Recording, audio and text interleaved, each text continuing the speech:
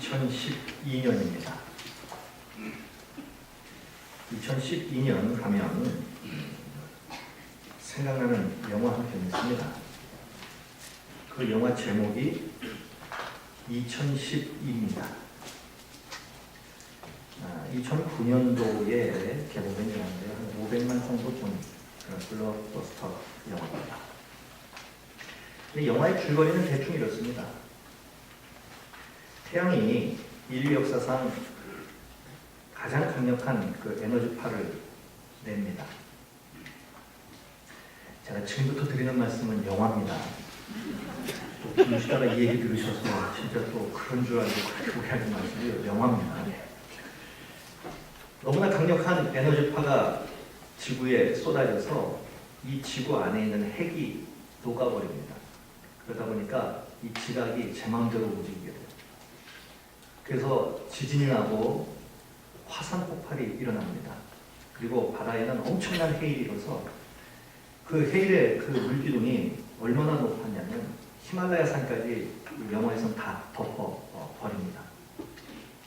그런데 한 2년 전에 몇몇 과학자들에 의해서 이러한 재난이 예고가 돼요. 그래서 이 과학자들이 그러면 어떻게 하면 좋을까 해서 궁리해낸 것이 엄청나게 큰 배를 만드는 것이었습니다. 이게 너무나 많은 돈이 들어가기 때문에 이 배에 승선하는 사람들은 또 제한이 되어 있고, 그래서 이 배에 탈 수 있는 승선권을 돈 주고 팔자. 그리고 그 돈을 가지고 배를 만들자. 이렇게 했어요. 그 영화에 의하면 승선권이 1인당 10억 유로입니다. 영화에 보면. 근데 10억 유로가 우리나라 돈으로 얼마냐면 1조 5천억입니다. 4인 기준하면 6조입니다. 그냥 우리는 기도하는 게 낫겠죠? 영화가 현실이라면 6조 원 그냥 우리 기도하는 게 나을 겁니다. 그래서 이제 그 영화에 의하면 그 헤일이 이제 완전히 다 피덮어요. 그리고 이제 몇몇 그 사람들이 이제 배에 탑니다. 그리고 이제 배는 둥실둥실 떠다니겠죠. 그리고 4개월 후에 이제 처음으로 사람들이 가판 위로 올라옵니다. 그리고 맑은 공기를 쐬고요. 그리고 이제 새로운 땅을 향해서 이제 이 사람들이 나아가는 것으로 이제 영화는 끝납니다. 그런데 공교롭게도 그 영화 주인공의 아들의 이름이 노아입니다. 여기서 많이 들어본 이야기시죠? 자, 오늘 본문에 나오는 이야기입니다. 바로 이러한 재난의 오리지널이 오늘 본문에 나옵니다. 자, 오늘 본문에 있는 창세기 6장은 홍수로 인한 하나님의 심판이 기록되어 있죠. 창세기 6장 1절부터 우리가 이렇게 쭉 보면 사람들이 이제 땅에 번성하기 시작했습니다. 그리고 많은 명성을 쌓아가고 있었어요. 그렇게 사람들의 명성이 쌓여가고 번성해 나갈 때에 그 시대를 하나님이 보시기에는 6장 5절에 보니까 죄악이 세상에 가득하게 되었다, 이렇게 기록하고 있습니다.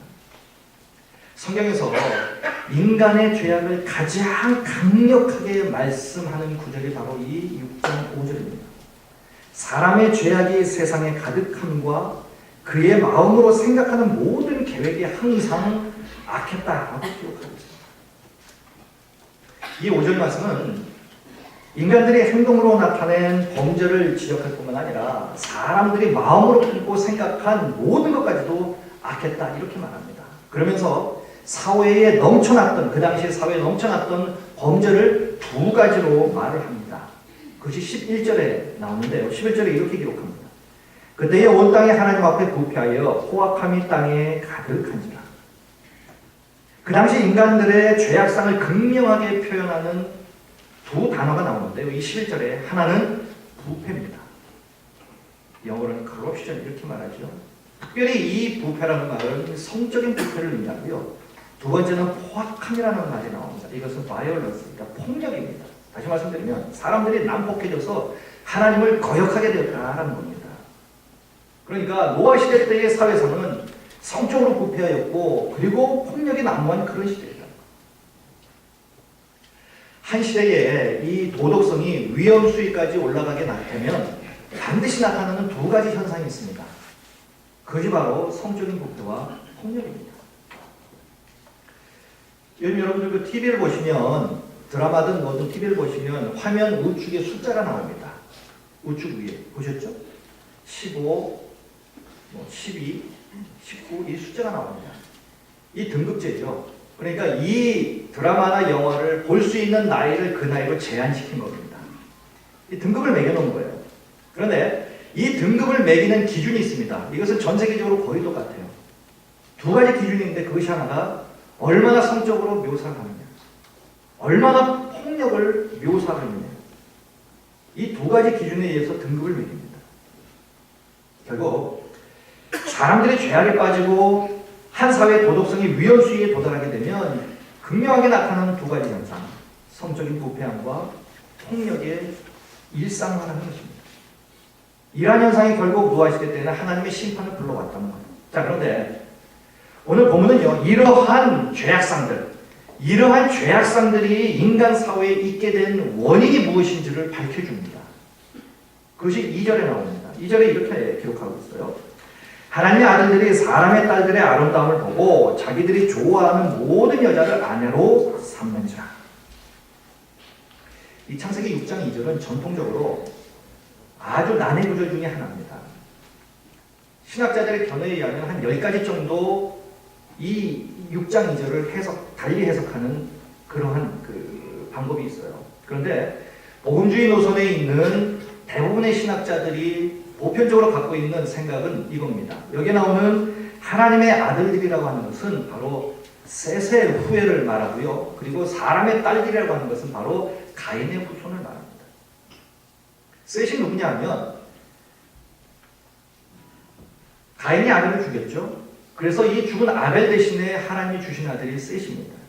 그러니까 성경을 읽어보시면 성경은 크게 두 부류로 나눕니다. 하나는 바로 이 셋 계열의 하나님의 사람들과 가인 계열의 세상 사람들이 극명하게 구분이 돼서 성경은 줄기차게 흘러내려옵니다. 구약입니다. 그러니까 결론은 이겁니다. 이 6장 2절의 말씀은 뭐냐면 하나님을 믿는 사람들이 하나님을 믿지 않는 사람들과 결혼했다는 거예요. 이것이 바로 그 당시에 이러한 부패, 죄악의 원인이 됐다는 겁니다. 자, 그러면 이렇게 말씀하실 거예요. 그러면 믿지 않는 사람과 결혼한 사람은 어떻게 합니까? 안 믿는 사람과 결혼해서 그 사람 전도하면 되는 것 아닙니까? 맞습니다. 그렇게 하시면 됩니다.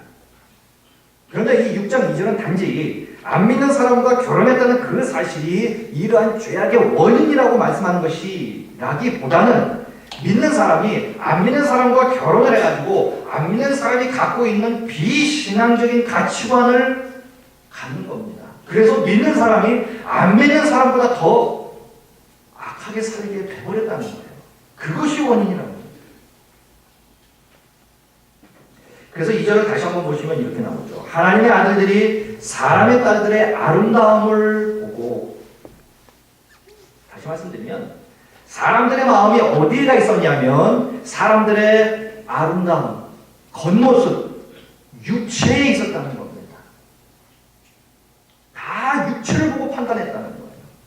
육체를 따라 사람들을 취했다는 거예요.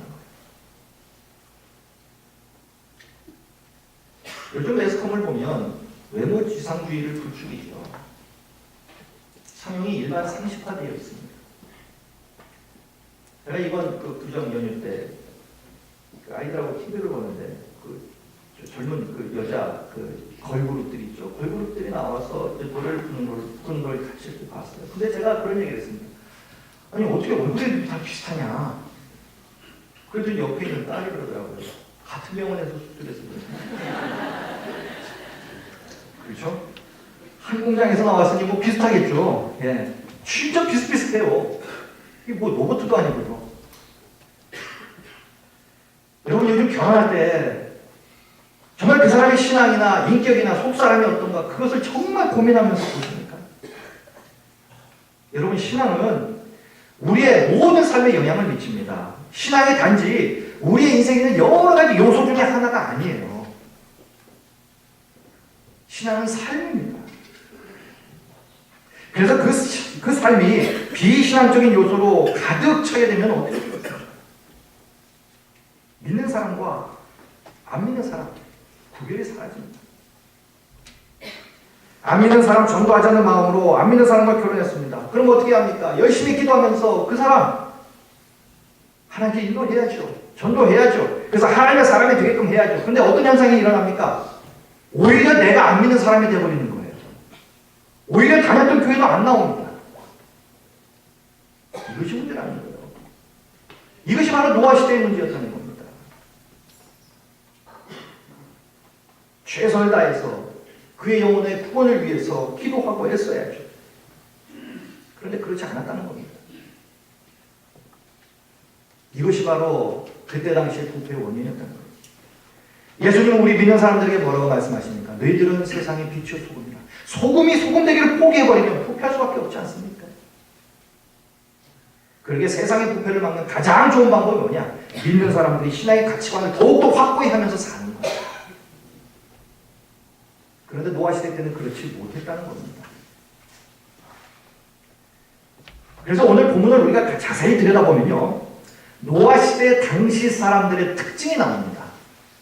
노아 시대 당시의 사람들은 어떤 특징을 갖고 있었냐면 자기 중심의 교만이 심했다는 거예요. 자기 중심의 교만이 심했다는 겁니다. 사람들도 자신들의 보기에 좋은 대로 취합니다. 그냥 눈이 즐거운 대로 취하는 거예요. 다 자기가 기준이 돼버린 거예요. 점점 번성해가는 그 세력을 이용해서 살다 보니까 11절처럼 사람들이 부패해졌어요. 난폭해져서 하나님을 거역하게 되었습니다. 하나님을 거역하게 되니까 그냥 막 사는 거예요. 자기 중심의 교만으로 인해서 하나님을 버립니다. 자기가 하고 싶은 대로 그냥 막 살아버리고 막 하는 겁니다. 이것은 마치 사람들이 자기 자신에게 중독된 것 같은 그런 현상이에요. 여러분요, 내가 나의 의지대로 내가 통제할 수 없는 상황을 가리켜서 우리는 중독 이렇게 얘기합니다. 중독이 되면 내가 내 의지대로 그것을 통제할 수 없는 거예요. 도박에 중독이 된 사람은 손목을 끊어도 한다잖아요. 내가 나를 통제할 수 없게 되는 겁니다. 술에 중독이 된 사람은 끊어야지 하지만 못 끊어요. 담배 중독이 된 사람은요, 그게 그렇게 어렵습니다. 이유는 하나예요. 중독됐기 때문에. 아이들이 게임에 중독이 되면은 이 게임을 끊을 수가 없어요. 게임하다가 굶어 죽는 아이들도 있잖아요. 중독이 그만큼 무서운 겁니다. 그런데 사람들을 가만히 보면요, 사람들도 나름대로 무언가에 중독이 되어서 삽니다. 그것을 저는 이렇게 말씀드리고 싶어요. 자기 자신의 중독. 자기 자신에게 중독이 되어 사는 거예요. 제가 이렇게 이름을 붙였지만 이것은 성경에 분명히 나오는 말씀입니다. 디모데후서 3장 2절에 보면 이런 말이 있죠. 사람들이 자기를 사랑합니다. 그 뒤에 3장 4절에 보면 쾌락을 사랑하기를 하나님 사랑하는 것보다 더합니다. 이것이 하나님을 중심에 두지 않는 자기 중독에 빠진 사람들의 모습이라는 거예요. 우리는 우리 자신을 존귀하게 여기고 사랑해야 합니다. 그래야 자존감이 높아져요. 그런데 지금 말하는 이 수준은 그 수준이 아니라 자기가 자기를 우상시하는 수준이라는 거예요. 자기 중독에 빠져서 자기가 자기를 우상시하는 겁니다. 여러분, 무언가에 중독된 사람에게는 한 가지 특징이 있습니다. 그것은 뭐냐면 자기가 중독되었다는 것을 인정하지 않아요. 알코올 중독자에게 당신 알코올 중독입니다 하면 그 사람이 그렇습니까? 그럼 제가 치료를 받아야죠 라고 말하는 사람은 없어요. 펄펄 뜁니다. 내가 무슨 알코올 중독입니까? 인정하지 않습니다. 자, 그렇다면 신앙적으로 보면 자기가 자기 중독에 빠져 사는 사람의 특징이 있습니다. 몇 가지가 있습니다. 제가 말씀드리겠습니다. 첫째는 하루 종일 살아도 하나님 생각이 전혀 안 나는 사람. 교회, 기도, 말씀, 어떤 영적인 이런 것이 거의 생각나지 않는 사람. 오직 자기와 자기 일만 생각하는 사람. 자기 중독에 빠져 사는 사람.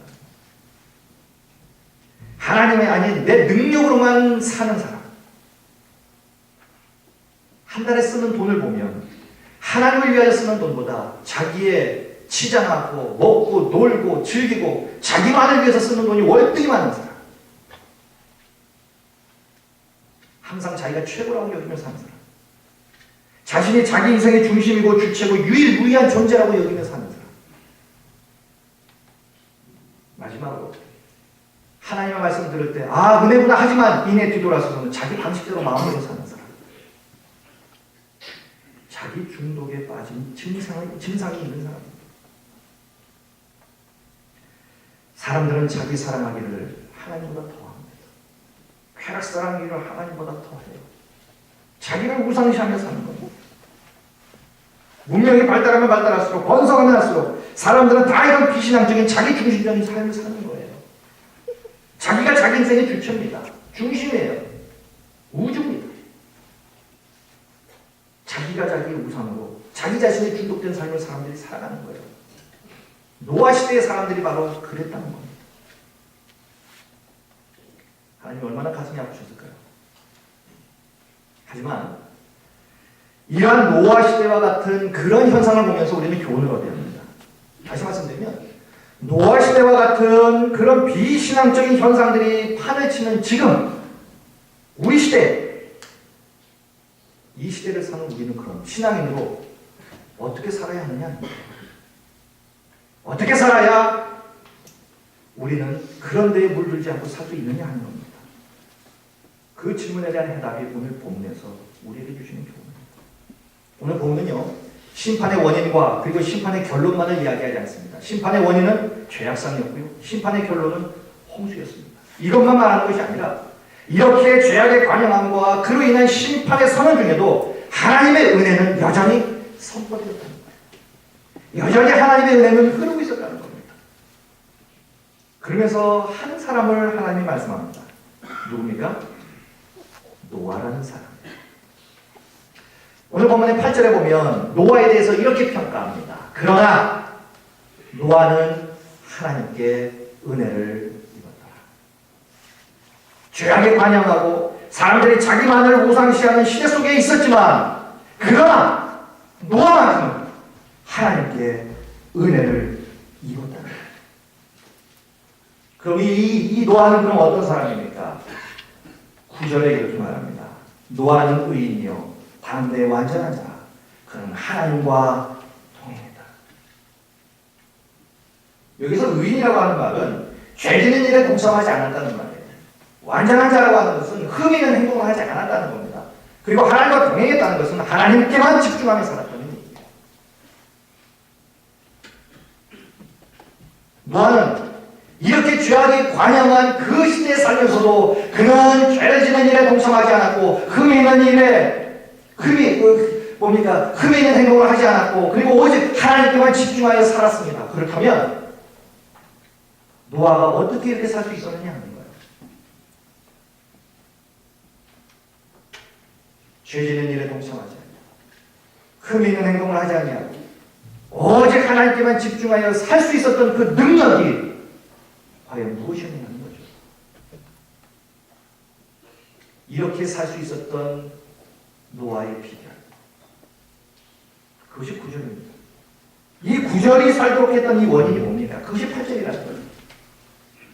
의인, 완전한 자, 하나님과 동행하는 삶, 이 9절의 삶을 살도록 했던 비결, 그 원인이 바로 8절이라는 겁니다. 그러나 노아는 여호와께 은혜를 입었더라. 노아가 의인으로 완전한 자로 하나님과 동행하는 삶을 살았기 때문에 하나님은 노아에게 은혜를 베푸신 것이 아니에요. 하나님의 일방적인 은혜를 받았기에 노아는 의인으로 완전한 자로 하나님과 동행하는 삶을 살게 되었답니다. 여러분, 신앙생활에는 이 순서가 굉장히 중요합니다. 바울이 자기의 서신 거의 대부분에 보면 꼭 하는 말이 있어요. 서두에 은혜와 평강이 너희들에게 있을지어다. 평강과 은혜가 아니라 바울은 항상 은혜와 평강이라고 말했어요. 이유가 있습니다. 하나님의 은혜를 받고 그 은혜를 깊이 깨달은 자에게 오는 결과가 평강이기 때문에 은혜를 깊이 깨달았을 때에 은혜를 은혜로 알고 그 은혜에 합당한 삶을 사는 자에게 주어지는 축복이 뭐냐? 평강이라는 거예요. 그래서 바울은 항상 은혜와 평강 이렇게 얘기했다. 은혜가 문제라는 겁니다. 노아는 하나님께 은혜를 입었기에 죄 짓는 일에 동참하지 않았고 흠이 있는 행동을 하지 않았고 하나님께만 집중해서 살았다는 겁니다. 이 순서가 중요하다는 거죠. 자, 그렇다면 어떻게 보면 굉장히 쉬운 질문이겠지만 그럼 은혜가 뭡니까? 우리가 잘 아시다시피 은혜라고 하는 것은 받을 자격이 없는 자들에게 베풀어지는 일반적인 하나님의 사랑이에요. 받을 자격이 없습니다. 그럼에도 불구하고 하나님의 일반적인 사랑으로 말미암아 베풀어지는 호의, 사랑이 은혜입니다. 우리 모두는 다 바로 이런 하나님의 사랑, 이 은혜를 받았습니다. 지금도 받고 있어요. 그렇다면 은혜 받은 자로 살아야 하는 것 아닙니까? 만일 우리가 받을 자격이 없음에도 불구하고 하나님의 일방적인 사랑을 받고 또 지금도 받고 계속해서 받고 있다면 이것이 깊이 깨달아지면 우리도 노아처럼 살 수 있게 되는 거예요. 또 살아야만 된다는 거예요. 나에게 이런 일방적인 사랑을 베풀어 주셨는데 내가 이렇게 살면 안 되지. 하나님이 원하는 삶을 살아야지. 이것이 바로 은혜 받은 사람이 당연히 해야 할 삶의 태도라는 거예요. 그래서 바울은 얘기합니다. 은혜를 헛되이 받지 말라는 거예요. 하나님의 은혜를 헛되이 받지 말라는 거예요. 그래서 문제가 있습니다. 노아 시대의 사람도 그렇고 지금도 그렇습니다. 무엇이 문제냐면 하나님의 은혜를 은혜로 여기지 않는다는 거예요. 하나님은 은혜로 주셨는데 받는 사람은 그것을 은혜로 받지 않는다는 겁니다. 은혜로 여기지 않는다는 거예요.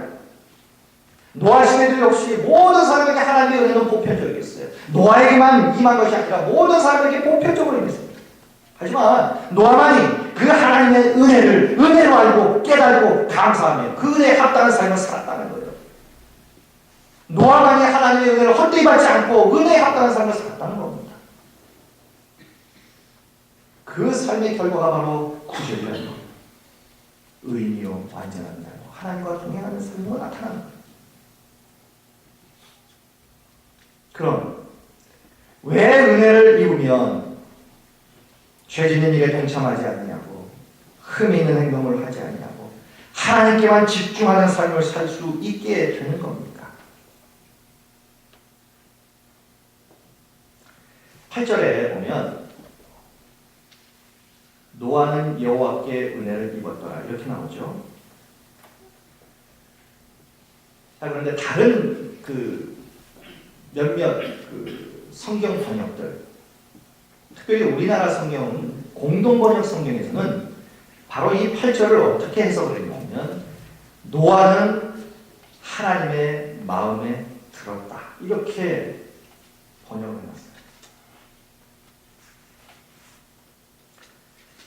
노아는 하나님의 마음에 들었다는 겁니다. 제가 이 말씀의 구절이 풀리질 않았어요. 왜 공동번역 성경에서는 하나님의 마음에 들었다 이렇게 번역을 했을까? 히브리 원어에 보면 히브리 원어에서는 호의를 입었다 이렇게 번역을 합니다. 영어 성경은 하나님의 눈앞에서 노아는 은혜를 발견했다 이렇게 번역을 합니다. 은혜를 입었다는 얘기예요. 그런데 이 공동번역 성경은 특별히 노아는 하나님의 마음에 들었다 이렇게 번역을 했어요. 이것이 풀리지 않는 저희 하나 숙제였어요. 제가 금요일날 묵상을 하면서 이 풀리질 않아서 이제 금요일 예배를 끝내고 11시 넘게 이제 집에 갔습니다. 가서도 제가 누워서 이 구절을 밤새도록 제가 묵상을 했어요. 그러다가 밤늦게 제가 새벽에 깜빡 잤는데 그래서 제가 새벽 기도를 토요일에 못 나갔어요. 이 말씀 밤새도록 묵상하다가 근데 제가 토요일날 오후에 이 해답을 찾았어요. 왜 하나님의 마음에 들었다라고 번역을 했을까? 그러고 질문을 할 수 있어요. 그럼 무엇이 노아의 어떤 모습이 하나님의 마음에 들었느냐 하는 거예요.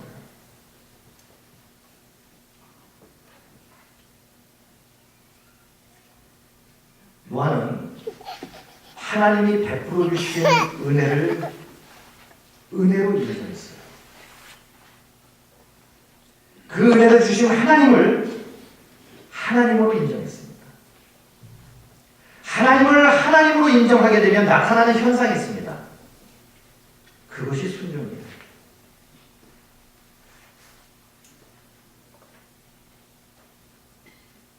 우리는 순종을 통해서 하나님이 나의 하나님임을 하나님께 표현합니다. 그리고 하나님은 우리의 순종을 통해서 당신과 우리의 관계를 해석하세요. 이 순종을 통해서 하나님과 우리의 관계가 해석이 되는 겁니다. 그래서 순종이 중요한 거예요.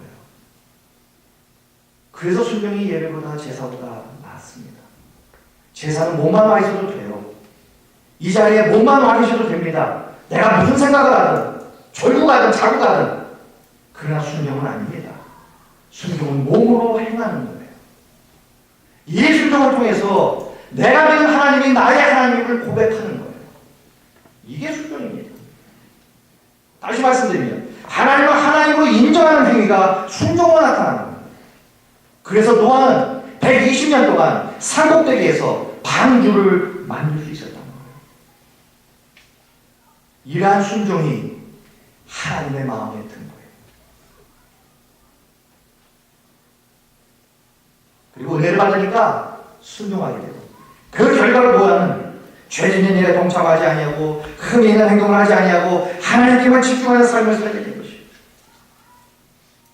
여러분 우리의 삶은요 하나님의 은혜를 못 받았기 때문에 하나님의 복의 주인공이 못 되는 것이 아닙니다. 하나님의 은혜를 못 받았기 때문에 어렵게 사는 것이 아니에요. 성경에 나오는 믿음의 사람들을 보십시오. 그들에게 공통점이 있습니다. 그들은 모두 하나님의 은혜를 은혜로 알고 받고 깨닫고 감사하며 살았던 사람. 그 은혜에 합당하게 살았던 사람. 그 은혜가 너무나도 소중하게 여겨져서 그 은혜에 맞는 삶을 살고자 노력했던 자들. 그럴 때 하나님은 그들의 삶을 인정해 주셨다. 노아가 그렇게 살았다는 겁니다.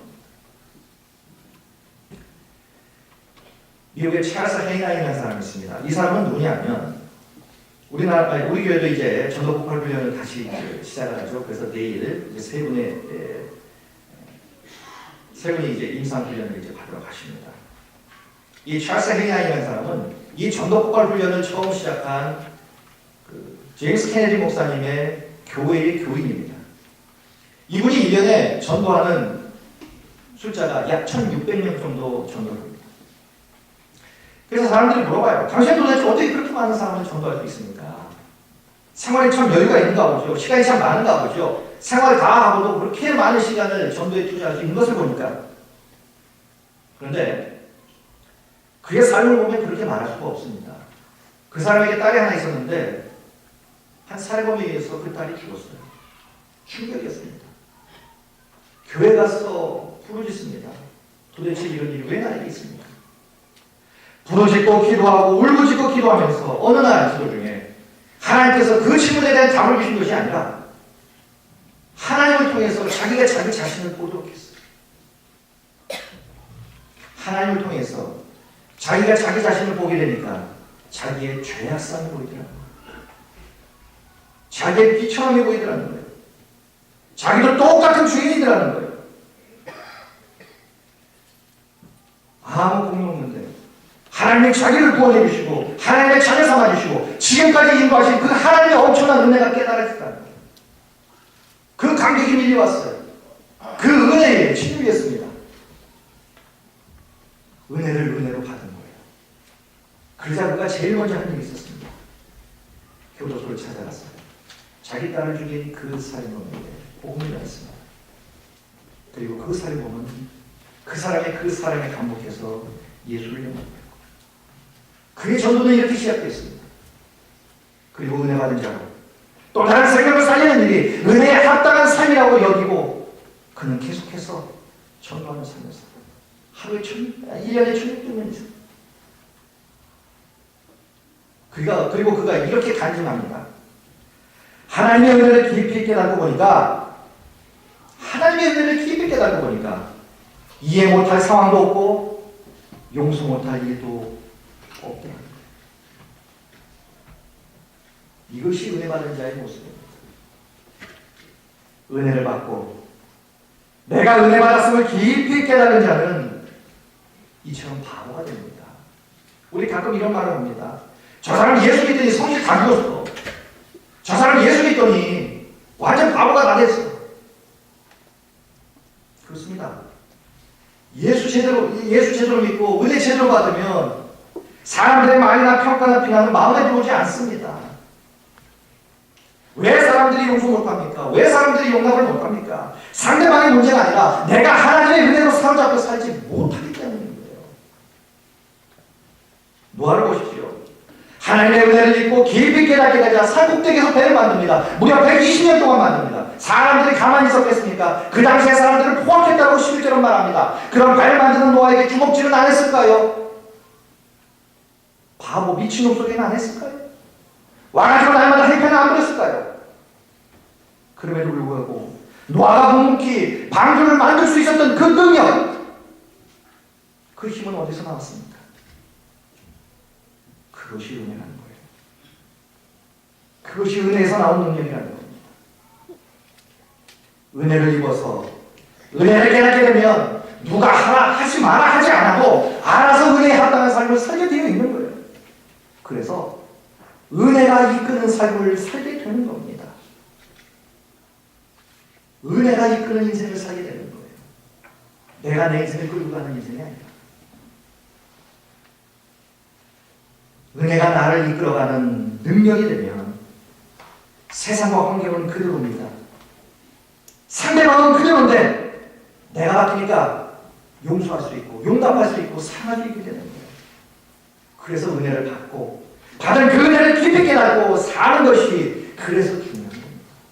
우리에게 있어서 우리의 삶의 성패를 좌우하기 때문에 부패한 세상에서 심판의 대상이 아니라 복의 대상이요 멸관의 대상이요 영생의 대상이 되려고 하기 때문에 그렇기 때문에 우리는요 은혜를 입을 수 있는 자리, 은혜를 받을 수 있는 일들, 은혜를 누릴 수 있는 기회 이 땅은 결코 놓치지 말아야 합니다. 결국 은혜가 나를 최고의 복된 인생으로 만들어주기 때문에 그래요. 그래서 은혜 떨어지면 그냥 밑바닥 인생 사는 거예요. 그리스도인들이 은혜 떨어지면 육체의 모습으로 사는 겁니다. 세상 사람들과 더 악한 짓을 하면서 살게 되는 겁니다. 여러분 강대상에 가끔 꽃꽂이 하면 백합화가 있죠.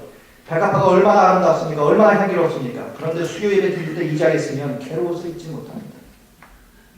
그 냄새가 지독해요. 오히려 더 아름다운 곳에 썩으면 더 고약해집니다. 그리스도인들이 은혜 떨어지면 그래서 세상 사람들은 더 못한 인생을 살게 되는 거예요. 그것이 노아 시대였고 지금 우리 시대는 아닙니까? 그래서 은혜로 살아야 합니다. 기름이 떨어지면 우린 주유소에 갑니다. 핸드폰에 배터리가 떨어지면 우린 충전을 해야 합니다. 그것은 알면서 내 인생에 은혜가 떨어지는 것은 모르고 산다죠. 내 삶의 결과는 저절로 오는 것이 아닙니다. 내가 왜 지금 이렇게 사는가? 이 삶의 결과는 저절로 오는 것이 아니에요. 결국 은혜의 문제입니다. 그래서 우리는 은혜로 살아야 합니다. 바울은 복음을 위해서 열심히 수고한 삶에 대해서 이렇게 고백합니다. 고린도전서 15장 10절에서 그러나 내가 나의 나된 것은 하나님의 은혜로 된 것이니 내가 주신 그의 은혜가 헛되지 아니에요. 내가 모든 사도보다 더 많이 수고하였으나 내가 한 것이 아니요 오직 나와 함께 하시는 하나님의 은혜로. 그렇습니다. 하나님의 은혜를 깨닫는 사람은 이렇게 고백하며 삽니다.